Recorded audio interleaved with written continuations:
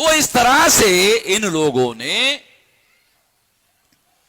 देश की संपत्ति को बेचने का काम, पहले कहते थे कि ये लायबिलिटी है, ये बोझा है, इसलिए इसको बेच रहे हैं। अब क्या कहते हैं? धंधा करना सरकार का काम नहीं है। पहले कहते थे कि ये कंपनी लायबिलिटी है, बोझा है, लॉस में है, इसलिए बेच रहे हैं। अब कहते हैं धंधा करना सरकार का काम नहीं है।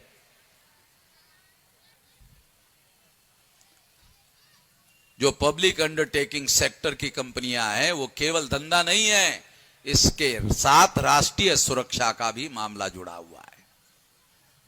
तो आम आदमी, हम लोग जो एससी एसटी ओबीसी माइनॉरिटी के लोग हैं, आम आदमी जो है इस देश के अंदर, गांव में रहने वाले 90% और शहरों में रहने वाले 75% लोग जो है गरीबी रेखा के नीचे जीवन यापन कर रहे हैं, ऐसा सरकार का कहना है।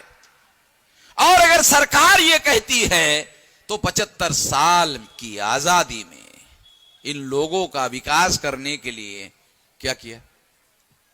ये तो तुम कह रहे हो, हम थोड़ी कह रहे। तुम्हारी पार्टी की सरकार है, तुम्हारी प्रधानमंत्री है।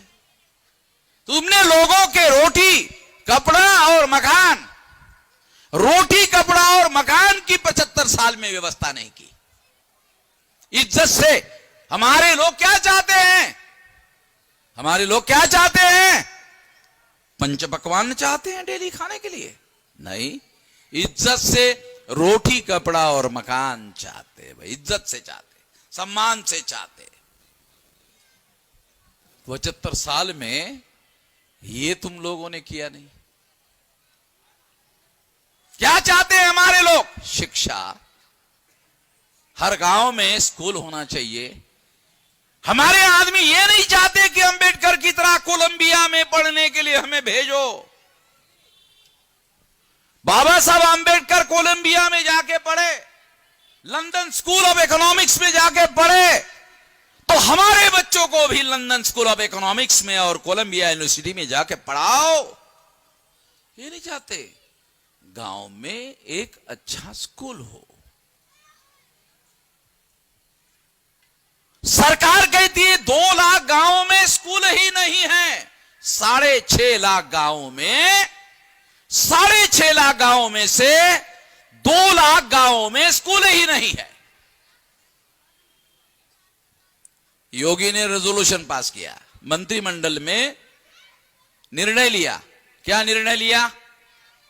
कि जिस गांव के अंदर स्कूल नहीं है वहां का बच्चा 3 किलोमीटर, 5 किलोमीटर, 7 किलोमीटर पैदल चल के जाता है, उसको गाड़ी में बैठने के लिए टिकट नहीं लगेगा, फ्री में बैठेगा, फ्री में बैठेगा। तो हमारे लोगों को हमने गांव में भेजा, बच्चों को पूछा, उसके माँ बाप को पूछा कि ये योगी जी ने ऐसा निर्णय लिया है कि बच्चों को फ्री में बैठने की इजाजत होगी, कोई टिकट नहीं लगेगा। कहा निर्णय तो अच्छा है, मगर गांव में गाड़ी आएगी तब बैठेंगे ना। गांव में गाड़ी आएगी तो बैठेंगे। हमारे गांव में तो रोड ही नहीं है, बस तो दूसरी बात है। बस आएगी तो फ्री में बैठेंगे, साले बस ही नहीं है तो फ्री में कहां? तो ये लोग प्रोपोगंडिस्ट है। प्रोपोगंडिस्ट का क्या मतलब है? निर्णय ले लिया, अखबार में छाप दिया, वाहवाही ले लिया, उनको मालूम है कौन जाके छानबीन करने वाला है भाई। तो हम जैसे लोग तो है ना पागल लोग, हम तो पागल, हमारा तो धंधा ही जरा कोई काम धंधा तो है नहीं। मैं तो राष्ट्रीय स्तर का बेरोजगार हूं, राष्ट्रीय अध्यक्ष हूं, इसका मतलब राष्ट्रीय स्तर का बेरोजगार हूं। मेरे पास तो कोई काम धंधा ही नहीं है, मैं 24 घंटे यही काम धंधा करते रहता हूं। इसी काम के लिए हम लोगों ने ये पागलपन का धंधा शुरू किया है। तो इस तरह से इन लोगों के द्वारा 75 साल में रोटी कपड़ा और मकान की व्यवस्था नहीं किया गया। शिक्षा, स्वास्थ्य, प्राइमरी हेल्थ सेंटर में देहात का रहने वाला हूं, गांव में प्राइमरी हेल्थ सेंटर नहीं है। बड़ा हॉस्पिटल नहीं बोल रहा हूं, प्राइमरी हेल्थ सेंटर नहीं है तो डॉक्टर बैठता नहीं है। अरे डॉक्टर तो दूर, कंपाउंडर नहीं बैठता। जाओ वेरीफाई कर लो। शिक्षा, स्वास्थ्य और रोजगार। सिंपल, बहुत ज्यादा मांग नहीं है, छोटी। हमारे लोगों की आकांक्षाएं बहुत बड़ी नहीं है, छोटी आकांक्षाएं है। शिक्षा, स्वास्थ्य, रोजगार, रोजगार नहीं तो स्वयं रोजगार, स्वयं रोजगार नहीं तो बेरोजगार भत्ता। मैं लंदन गया, मैं न्यूयॉर्क गया, मैं यूरोप में गया, वहां पता चला जिलाधिकारी कार्यालय में अगर कोई बेरोजगार आदमी है वो जाके लिखवाता है मैं बेरोजगार हूं, उसको पूछते हैं अकाउंट नंबर है, लिखवाओ। अकाउंट नंबर लिखवाया जाता है, वो घर में पहुंचने के पहले अकाउंट में पैसा चला जाता है। 6 महीने तक उसको बेरोजगार भत्ता मिलता है और उसको कहा जाता है तुम खुद रोजगार ढूंढो, सरकार तुम्हारे लिए रोजगार ढूंढेगी और 6 महीने में तुमको रोजगार दिया जाएगा। रोजगार देने के बाद बेरोजगार भत्ता नहीं दिया जाएगा, 6 महीने में व्यवस्था हो जाती है। इतनी अपेक्षा है आम आदमी की, इतनी छोटी छोटी आकांक्षाएं हैं, इज्जत से ज्यादा बड़ी आकांक्षाएं नहीं है। ये देश के प्रधानमंत्री आज तक नहीं कर पाए। 100 लाख करोड़ से ज्यादा का कर्जा हो गया भारत, 100 लाख करोड़ से ज्यादा का कर्जा है भारत पर। कहां गया? अरे गरीब के नाम पर तुमने पैसा लाया वर्ल्ड बैंक से, वर्ल्ड बैंक से, मॉनिटरी फंड से तुमने एक गरीब के नाम से पैसा लाया। वो 100 करोड़ से ज्यादा। अब उसका ब्याज देना तुम लोगों को मुश्किल हो रहा है तो कर्मचारियों की पेंशन रद्द कर दी। कितने लोगों को, हमारे पढ़े लिखे लोगों को पता है कि पेंशन रद्द क्यों हो गई? हमारे लोगों को यही पता नहीं है कि सरकार ने जो कर्जा लिया उसका ब्याज सरकार को देना मुश्किल हो रहा है, इसलिए कर्मचारियों की पेंशन बंद करवा दी गई। पैसे की कमी है। 35 लाख करोड़ रुपए का बजट है भारत सरकार का, एक साल का। 248 करोड़ का बजट था जवाहरलाल नेहरू का 48 में, अभी कितना है? 35 लाख करोड़। मैंने एक प्रोफेसर को, जो गणित का प्रोफेसर था, उसको पूछा, गुरुजी 35 लाख करोड़ कागज पर शून्य लगा के लिख कर थोड़ा सा बताइए। तो बोलता पता नहीं साला कितना शून्य लगाना पड़ेगा। इतना पैसा भारत सरकार के पास साल में आता है। पैसा नहीं है ऐसा नहीं है। ये तो मैं केंद्र सरकार के बजट की बता रहा हूं। राज्य सरकार का बजट अलग। बॉम्बे के कारपोरेशन का बजट 40,000 करोड़ का।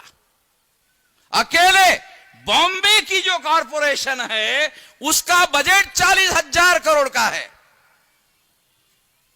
फिर नगर पालिका का बजट, फिर जिला पंचायत का बजट, फिर तालुका पंचायत का बजट, फिर ब्लॉक पंचायत का बजट, फिर ग्राम पंचायत का बजट। अरे पैसा हर जगह है।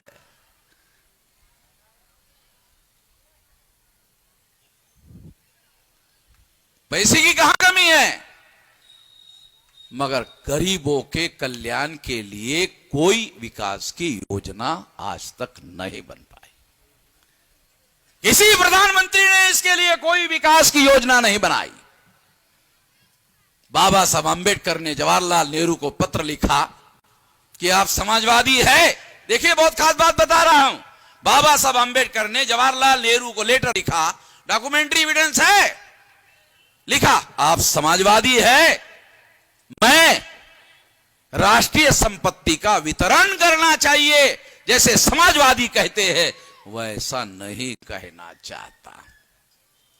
समाजवाद आप भी जानते हैं, मैं भी जानता हूं। राष्ट्रीय संपत्ति का वितरण करने की बातें समाजवादी कहते रहते हैं।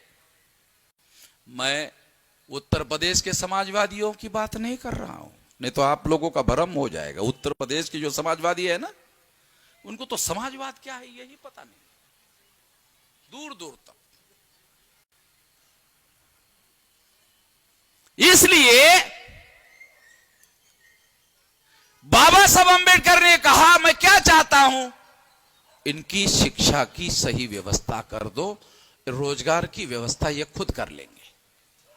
केवल शिक्षा की व्यवस्था करो, इनकी शिक्षा की व्यवस्था करो। यूनाइटेड नेशंस ऑर्गेनाइजेशन में जीडीपी का 6% एजुकेशन पर खर्चा करेंगे, भारत सरकार ने साइन किया, 2.5% अभी तक खर्चा नहीं किया।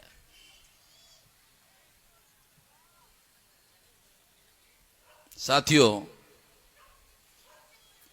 किसी प्रधानमंत्री ने इन लोगों के विकास की योजनाओं का काम नहीं किया, न बनाया।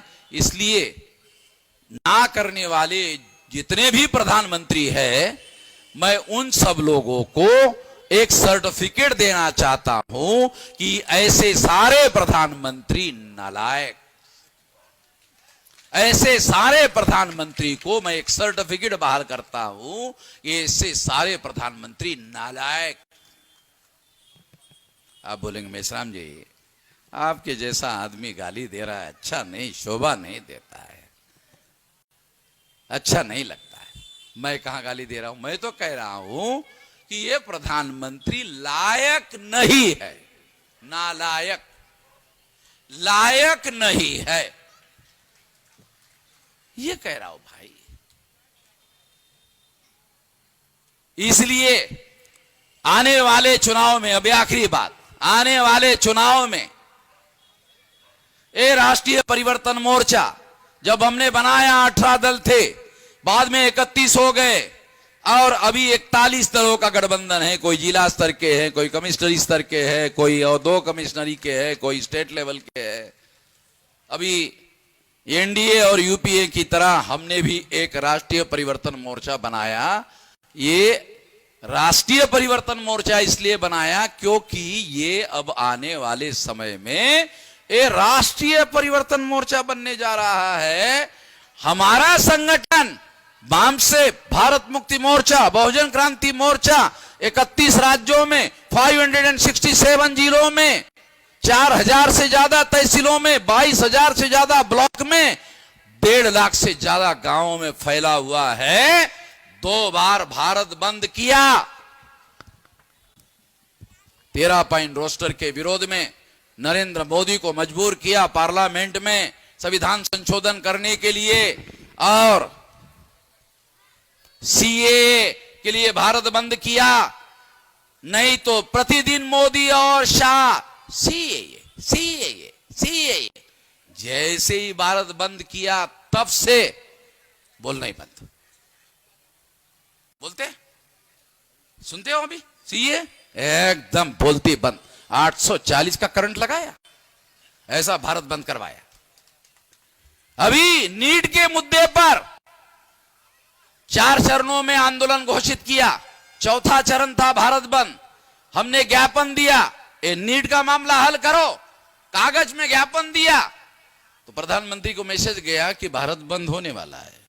4थे में, पहले में स्वीकार कर लिया, कागज के ज्ञापन पर स्वीकार कर लिया। चौधरी साहब बराबर है ना?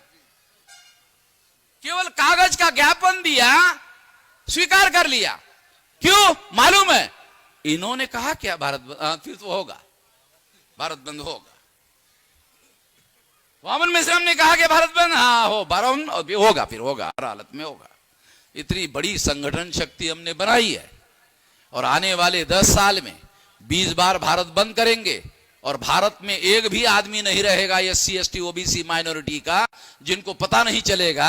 अखबार वाले खबर वामन मेश्राम की छापे या ना छापे, इलेक्ट्रॉनिक मीडिया वाले खबर छापे या ना छापे, 20 बार भारत बंद करूंगा तो भारत के हर एससी एसटी ओबीसी माइनॉरिटी के आदमी को पता चल जाएगा कि उसकी लड़ाई हम लड़ रहे हैं।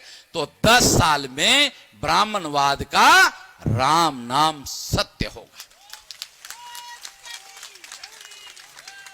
तो इससे आप खुश होकर जो तालियां बजा रहे हो, तो इसका मतलब है आप भी ऐसा चाहते हो, तो ऐसा हम करेंगे। इतना ही कहता हूं, ज्यादा नहीं।